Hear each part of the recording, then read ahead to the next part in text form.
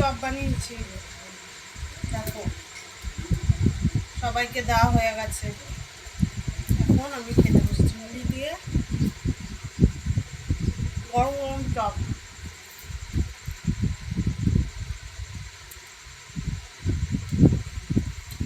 মচমচা হয়েছে, এমনি নেমে যাচ্ছে।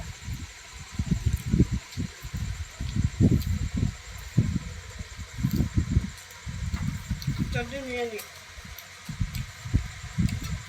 এমনি তার শ্বশুরবাড়ির লোক দেবে না, একটু বেশি বেশি খেতে পায়, কি করবো বলো। বিকেল হলে সবাই খায়, হুম, বিকেল হলে টিফিন সবাই খায় কিছু কিছু। আমার একটু বেশি খাই। বেশি কেউ কোথায় খাচ্ছ, তো চপ বেজেছো তাই খাচ্ছ, মুড়ি আর মোচার চপ। তাও তো সহ্য করতে পারে না, দেখো না কত কি বলে, বেশি খায়, বেশি খাওয়া বউদের ভালো না, কত কিছু বলে। কি করবো, শুনে সহ্য করে থাকতে হবে শ্বশুরবাড়িগুলোর কথা।